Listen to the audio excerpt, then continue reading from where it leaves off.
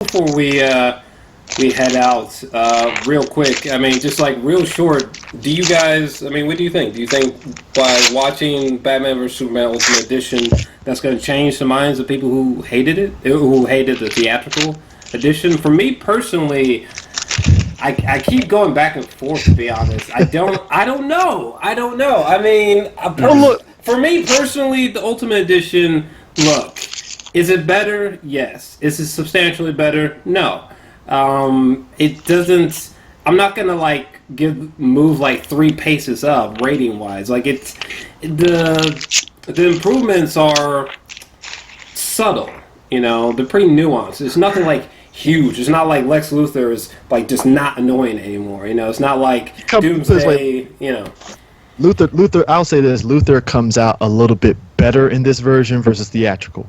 So at this point, if you didn't like Luther, it's just like, oh well, I just didn't like Jesse Eisenberg. Fine, that's cool. You don't have to like Eisenberg. That's cool. But you can at least admit that this cut like makes Luther like, oh well, Luther actually had a plan, and you see how the plan works. It's like, all right, cool, that's fine. Luther comes out clean. Clark comes out clean, even though that ending should not have happened with him dying. They, you know what? And I blame WB and whoever else cut the movie. They hyped up what's her face's appearance like she was supposed to be Barbara. Homegirl that's supposed to be Jenna Malone. Jenna Malone. They hyped her up, and like I said, I blame the websites and stuff. I was about to say, I think that was more of like the fans' fault. Yeah, really. And I mean, she played a good role and stuff, and I guess she's gonna probably play a good role in Justice League. But like I said, we know what she did. She helped Lois and stuff. Like I said, it all the stuff that they added back in to help the story. But at the end of the day, you get to that third act. It didn't really help the third act much. No, the third act is trash in my opinion. Yeah, which is unfortunate. Because it like I enjoyed the Wonder Woman and Superman fighting and Batman pretty much just saying screw this. I clearly don't have powers that run away, which is cool. It was fine, But at the end of the day, it's just like I think with this ultimate cut, what you have is a situation is like this. If you hated the movie. And you're willing to give this extended cut a shot, you might come out of it with just like, oh, well, that wasn't too bad. That's interesting. That's an interesting point right there. Yeah, or if you just hardcore just hated the movie, this cut probably ain't going to change your mind. It's not. There's no way. Not, and then at that point, I have to look at you like you really just hated the movie, period. You didn't even give it a shot. Okay. Yeah. Anthony, what do you think, Anthony? Final thoughts? Final thoughts. It's pretty much change the haters' minds.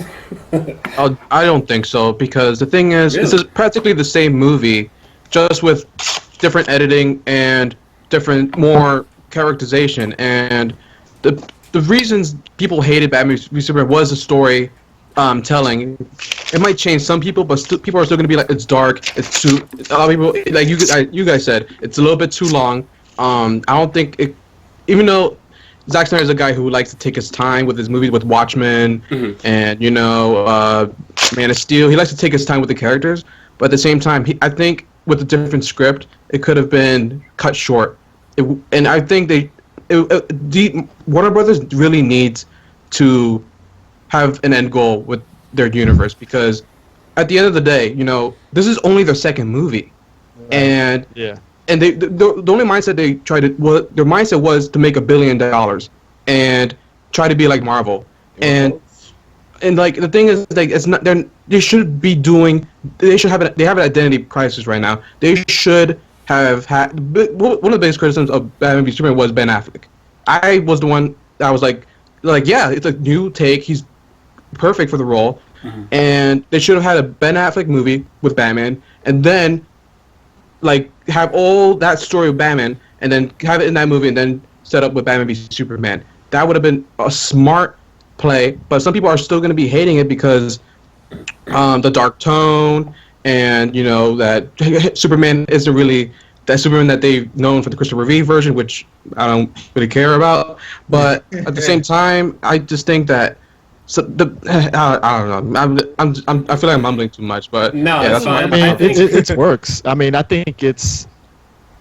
You know what? I'll say this. I don't want WB to be like Marvel. Like I said, I think the pieces of what you had there in Batman v Superman works. I always say that, much like any director, you need somebody to tell Zack Snyder no. Mm-hmm. Like, like I said, Feige's there when you look at those movies.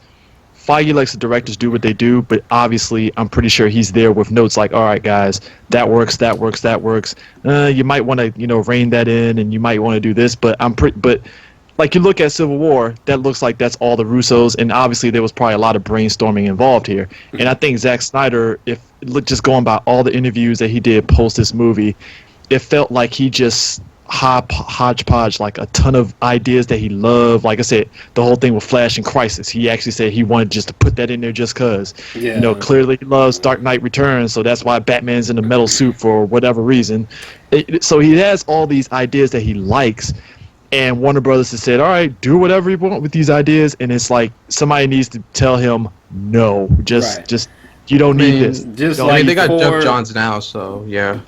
For example, Zach, as much as you needed it, and we know that you needed it badly, we did not need the naked shot of Ben Affleck's ass.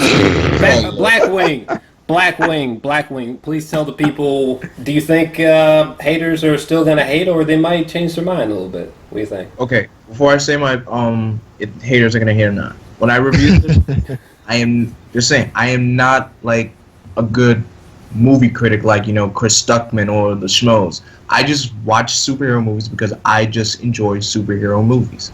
Now, that seems a little biased, but that's just me. Now, going on to the aspect, will it change people's opinions?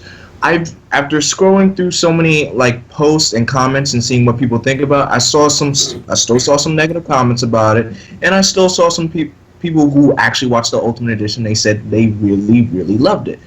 And will it change people's minds?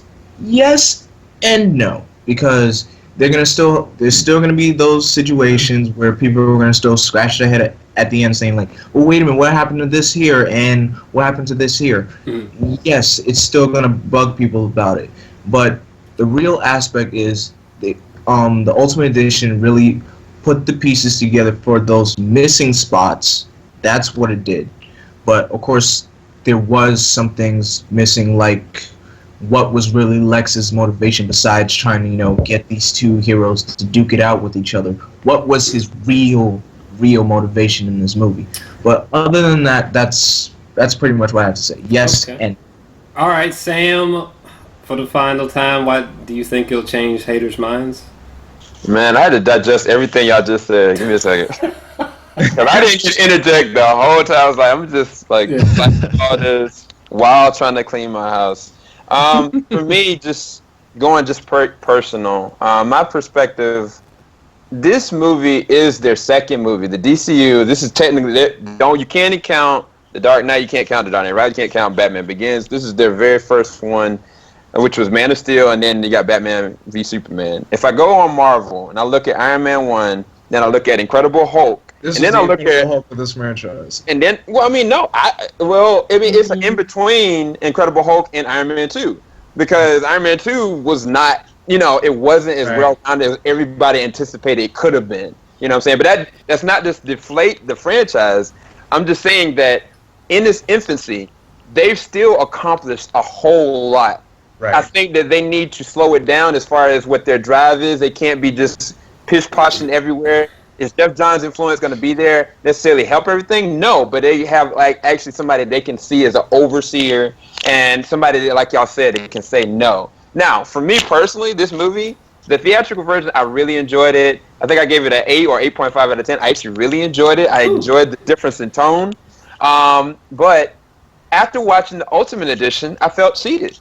I felt lied to. I felt like Zack Snyder said all these different kind of things to save face against going and saying like WB cut my movie in half or WB cut what my vision was. I mean, as somebody that works for a company, like you really, it's a double-edged sword. Like, true. You don't want to go in there and undercut the company that's paying you money.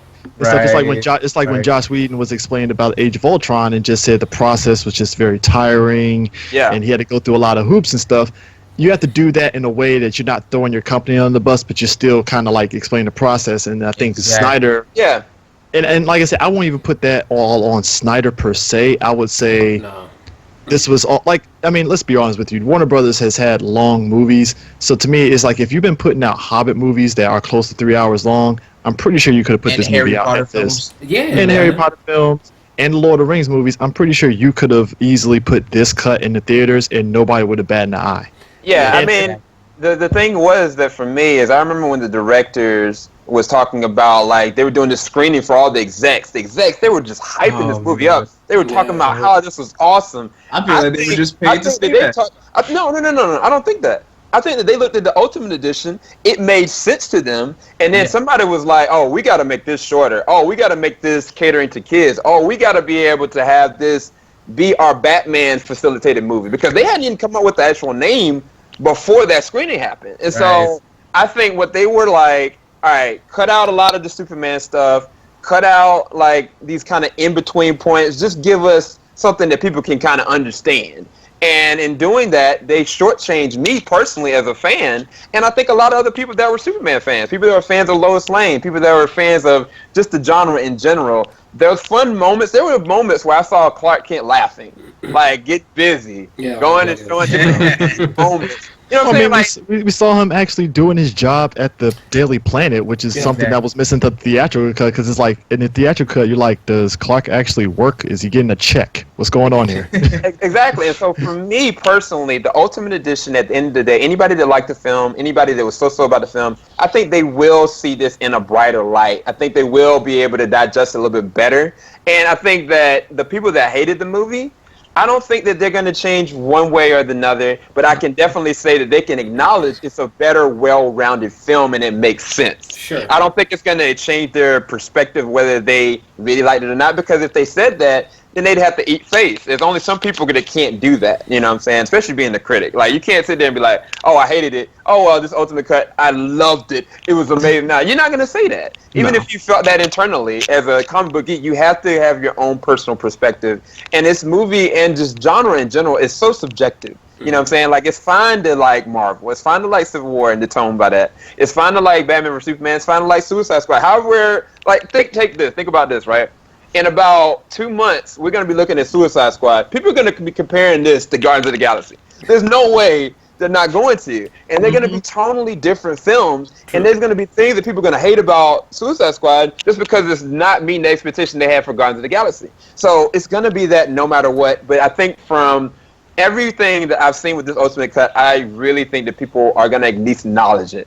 They can't say it's better necessarily as haters, but I think the people that really loved it, they're going to just be on board for it. And I actually personally upgraded my rating for it for the Ultimate Edition. And I mean, the compliment, one more thing. Yeah. Done. I missed you. I'm done.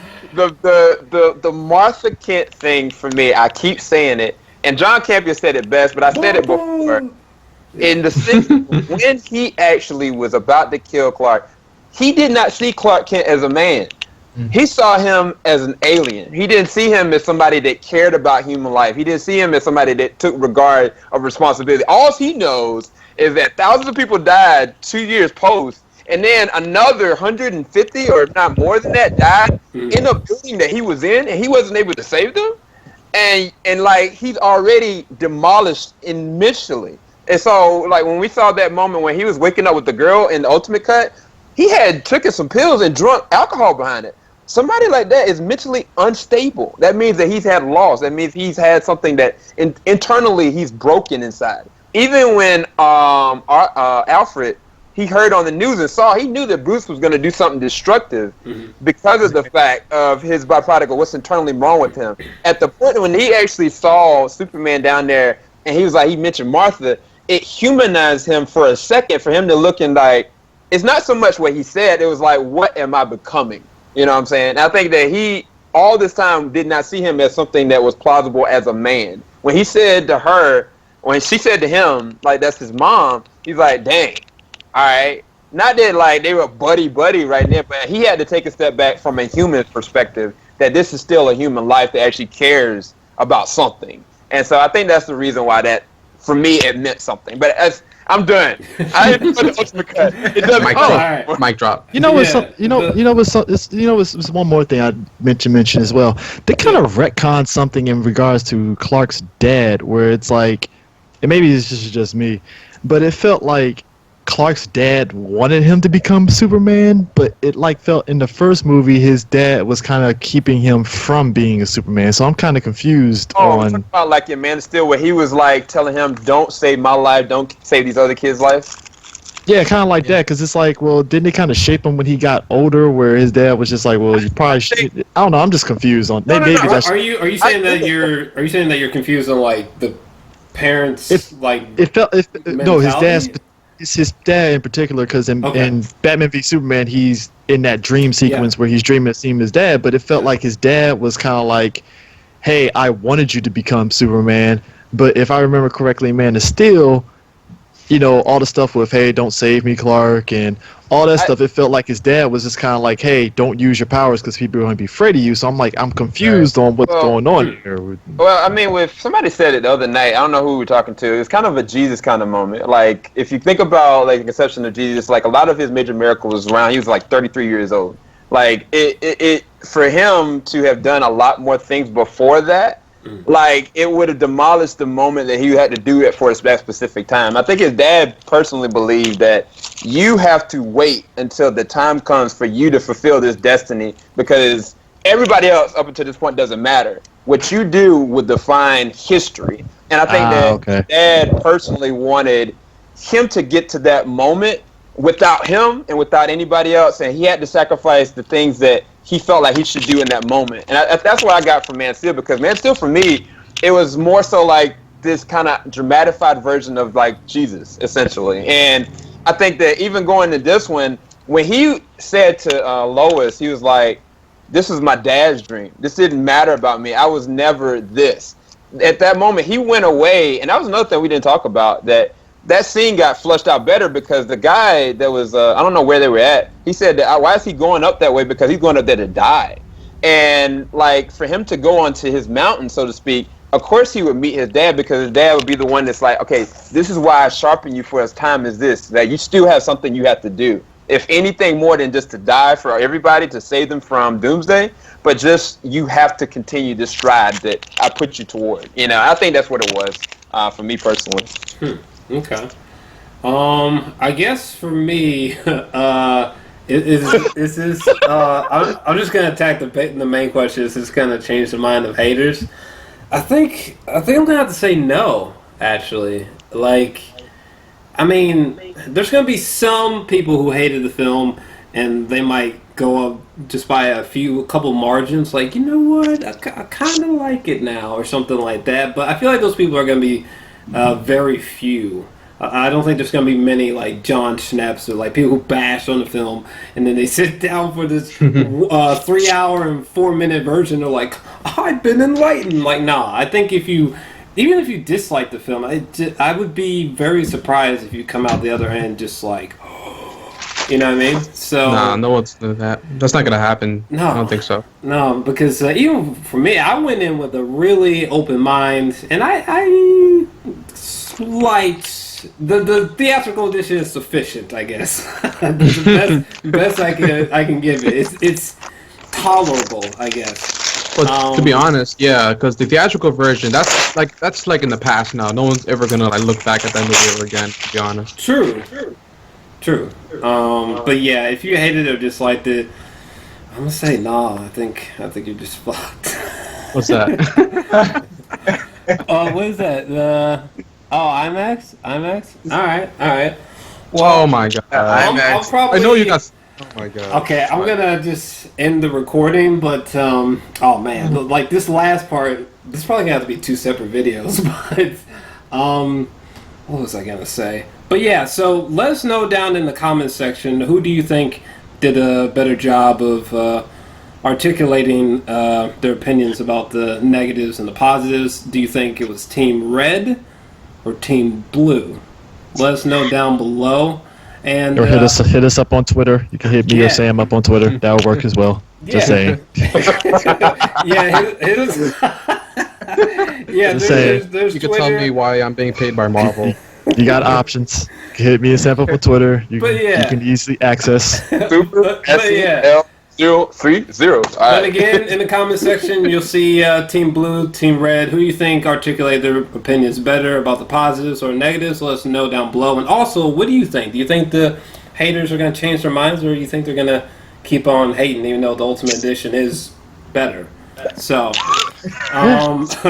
with that said, I'm going to stop recording. So, We're out. there's going to be a cut. And